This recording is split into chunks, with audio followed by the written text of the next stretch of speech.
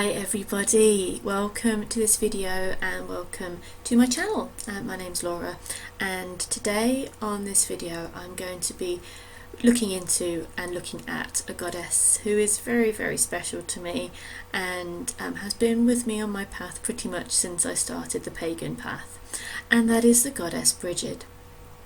Now, Brigid goes by many names.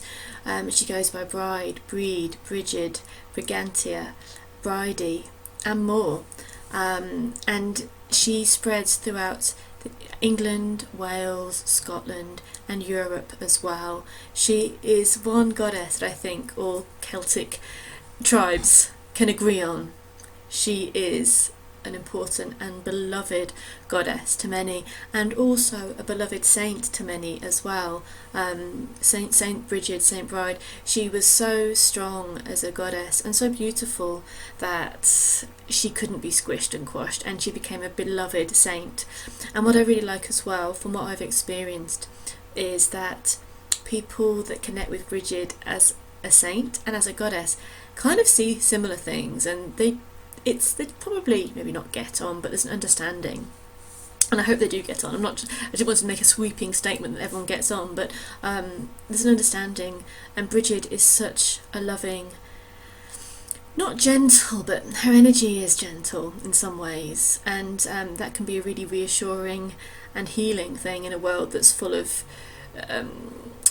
kind of aggression or stress. She urges the inner gentleness and the healing. So Brigid is a very important goddess, and her name goes into many place names, many river names, but no place name more probably quite strong for us here in this side of the world, for me, in this part of the world, is that Britain is named after Brigantia, and the Brigantes, the Celtic tribe, who are a very pre-Roman, powerful pre-Roman tribe, were named for Brigantia.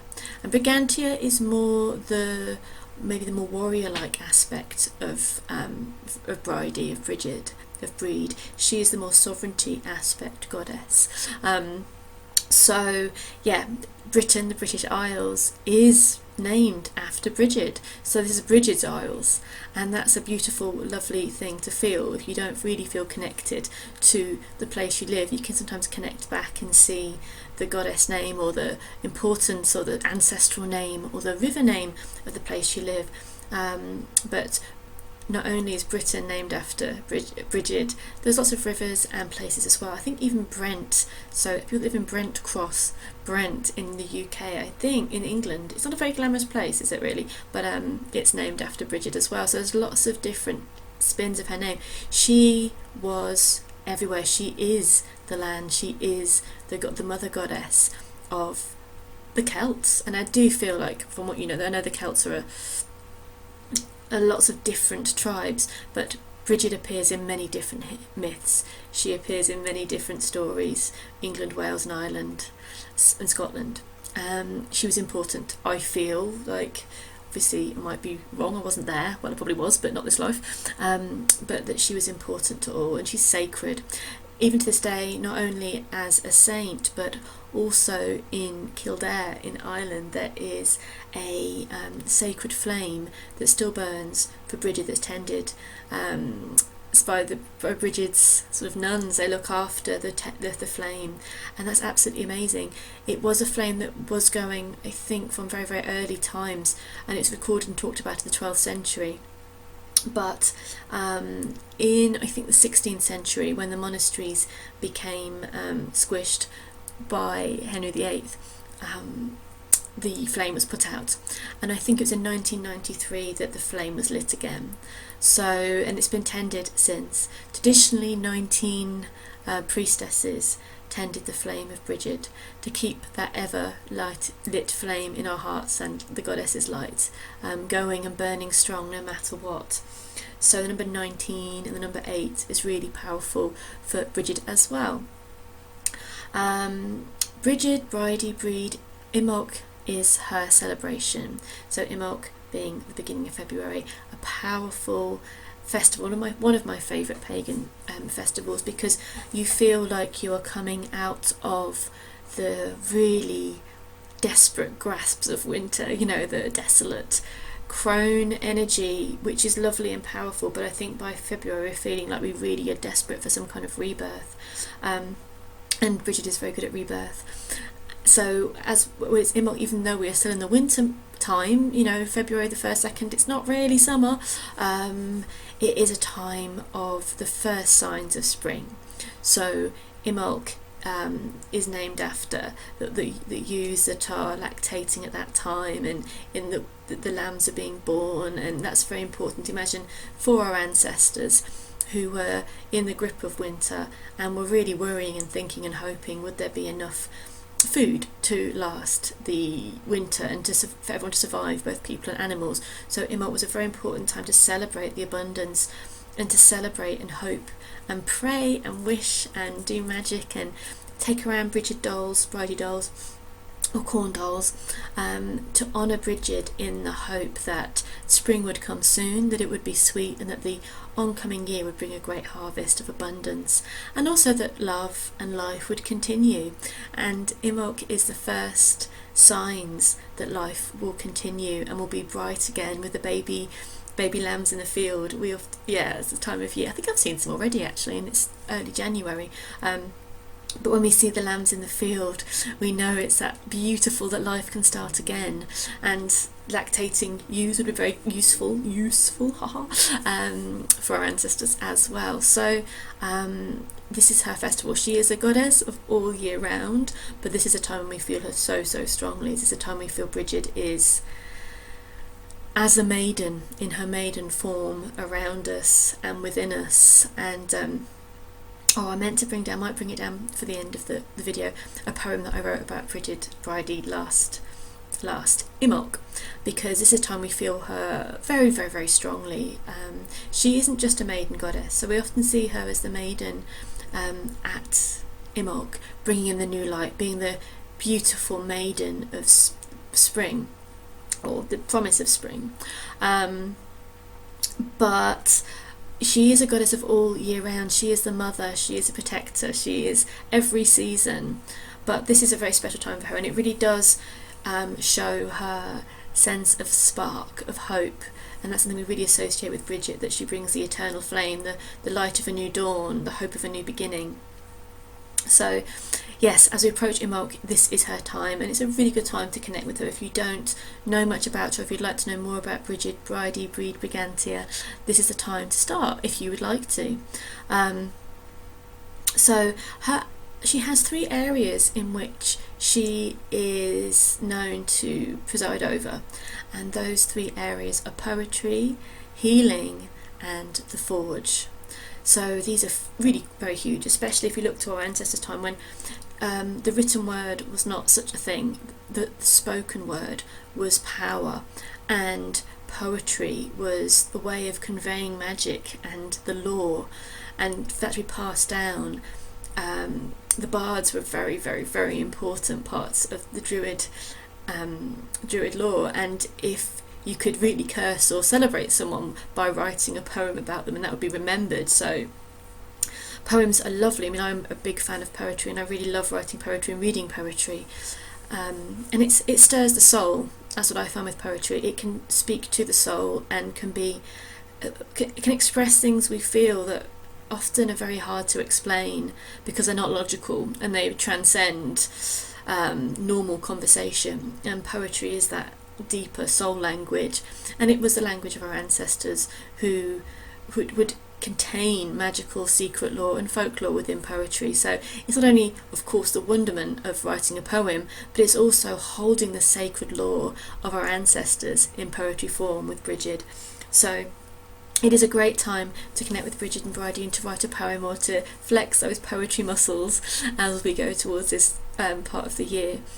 Also, as a goddess of healing, I mean, this is huge. This is the physician. This is the healer, the wise woman, the sage, the herbal healer, and the energy healer, and the soul healer. So, body, mind, and soul. Brigid is the rejuvenator of energy. If you're feeling tired and you're feeling like this winter, as it was last year or whatever, has taken a lot from you, and you feel finding it hard to find that spark for spring, then, or for the new year, working with Brigid can bring that fresh perspective, that fresh energy, that childlike joy for life. That's really something very much that Brigid does do exceptionally well. I remember one of the first open rituals that I went to many years ago with my dear friend Kirsty, and it was an open Imbolc ceremony, and we were all, I think it's 3 circles in one bigger circle, or 2 circles in one bigger circle, I can't remember quite the details, but our circle was dancing around. I think I've told the story before on my channel, but our little circle, I was quite young, I was probably young at the time, obviously younger, and we were all dancing around, and I was smiling, and I saw Brigid, with her hair in lovely red plaits down and laughing. She was a spirit of joy, and I saw her like in a form of in the circle, just dancing around and laughing and loving the energy that we were raising, and this is her energy at this time of the year, that finding that joy, finding that energy to be reborn, to kind of really find that spark and the flame, tend the eternal flame in our own hearts. It's a very important thing that she can do, help us with, to tend that flame in our hearts. So so healing in all ways, so from a doctor to a crystal healer, to a herbalist, to a Reiki healer, to a counsellor, whoever is working with the healing arts, Brigid is there in her most heartfelt, soulful form, helping those transformations to go on. And also the smith, the forge. There's many Celtic tales of the forge. It is such an important space where the element of fire, which is sacred to Brigid, transforms metal, which is earth, and creates it into something which we can really work with and use, and gives us much comfort and practicalities, and can save us in situations as well. So these 3 areas she presides over are very accessible to us. They're very, which I love, they're very practical but also exceptionally spiritual, and this is why she was the goddess of everybody. You know, it wasn't just for certain people that could connect with Brigid and Brighid, it was for all, those who feel poetic, those who require healing or give healing, to those who would like a saucer made, who'd like a horseshoe made, that would like a sword made. I often feel that Brigid's more the forge for the household, the practical stuff, the nurturing stuff, but maybe in her form of Brigantia, more the love or warrior energy, we could think about the swordmanship. But Brigid is a... You're going to come up here, Cobweb? Oh, come up here, do you want to get on? There we go, because he took Cobby's tail. I think on my last video I talk about Brigid, Cobweb gets in as well, don't you, Cobby? Yes, you like Brigid, don't you, Cobweb? Do you like Brigid? Yes. Yes, you do. He likes Brigid. What's not to like, really? So yes, these areas of huge parts of life and transformation and practicalities really are many things that Brigid connects with Brighid. And obviously the name Bride comes from Brigid, and so the aspect of love, of connecting, of life going on, of that spark of attraction, also is something that Brigid can... was playing with my hairdresser. Something that Brigid can connect with and can work with. So hairdress issues, man, it's a thing. So yeah, Brigid Brighid is a goddess of, and Bridie's Chapel in London, you can go and see that if you're in London, and you can see that the spire of Bridie's Chapel is a wedding cake. It's where the wedding cake comes from. It's the tears of a wedding cake, not the tears crying, but the tears of the wedding cake. That's where the wedding cakes come from. So the idea of the wedding cake from some Bride's Chapel. So can you see how many different areas Brigid Brighid really connects us over? A famous part of Brigid lore, Brigid lore, which both Christians and pagans connect with, is Brigid's mantle, and this is her protective mantle. And there's a tale of her spreading her mantle over the land and over people to offer them protection, to offer them nourishment and spiritual wisdom. And you can often see Brigid mantle as also the earth, the land, the fertile land. This is her aspect of the mother, the protectress, the one that nourishes and nurtures us and allows us to feed and to have a lovely harvest from the land in all ways. So you may have a shawl or a dress or a cloak or whatever that you could wrap around you, dedicate to Brigid, to Brighid, to wrap around you, and every time you put it around you, you feel the safety and the protection of Brigid, that she is guiding you and protecting you, which is a really lovely thing. It's a very strong aspect of hers, not only the childlike, beautiful maiden, but also the protectress of the land, the abundant mother that wants us to have a positive harvest, that wants us to nourish ourselves and others. Animals that are sacred to Brigid are, there's quite a few, and you can add some of your own, like it's just a few ideas. There is obviously the cow. I love cows. The cow and the milk of the cow and the nourishment of the mother energy of the cow is very, very sacred to Brigid. There's also the ewe, of course, the sheep. Imbolc is linked to the ewe and the lactation of the sheep for the new lambs, and also we can have, without a doubt, the swan is exceptionally sacred to Brigid and to Brighid. So a swan's feather is a gift from Brigid, and seeing swans around Imbolc time is a beautiful thing, but also, you know, swans are linked to, you know, unconditional love and long life partnerships and love, so the bride aspect of that as well, but the purity of the white swan, and also the transformation from duckling to swan, which is quite a strong one, as the ugly duckling tale tells, is huge and part of Bridie's magic and Brigid's love, really. So other animals you can have, let me think. I mean, the things that I associate with Brigid, but they may not be, you know, I often associate the deer, the hind with Brigid, because of the vulnerability and the innocence and the strength that comes from that, and the gentleness, the strength through gentleness. There's, on a mythical level, unicorns can be linked with Brigid because of the purity of heart, and the phoenix can be linked with Brigid because of the fire aspect and the transformation. So with mythical animals, that's what you could link if you so wished.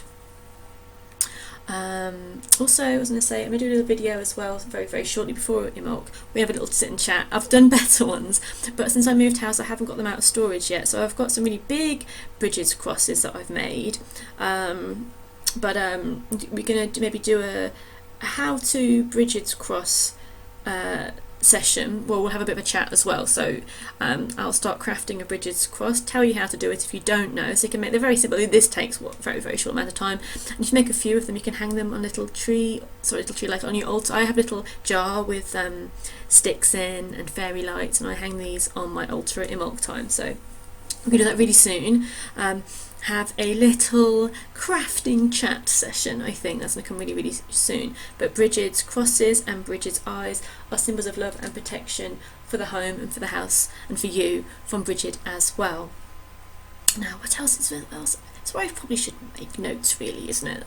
I always forget what I want to say, but I hope that was, I might think of something else to say, but I hope that you enjoyed this introduction to Brigid.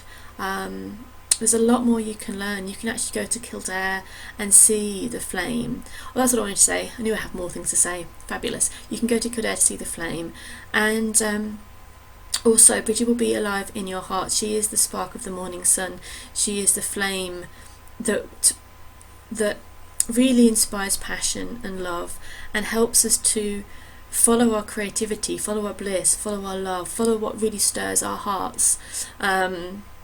So she is that fire, that beautiful fire of Brigid that can really help us get through tough places and heal us as well, and helps nurture self-love. That's a very, very important part of Brigid's energy. In some laws she is the daughter of the Dagda and the Morrigan. In some laws it's different. The Dagda is usually her father, and her sons, they spread across to Europe to be leaders of armies. So you have her really going across Europe and the Celtic tribes and spreading through France and Gaul, and, you know, not only England, Ireland, Scotland, Wales, she does travel, and there's place names to prove that as well. So it's a wonderful, beautiful energy. Like, Brigid is powerful. We often find those gentle healing energies to be not in fashion or something, or to be what people go, we want something a bit more feisty. Well, Brigid has got that, as I was saying, strength in being vulnerable, strength, not saying she's vulnerable, but she allows us to open up to our vulnerable side, to heal and to be strong in that way, and to love and nurture ourselves.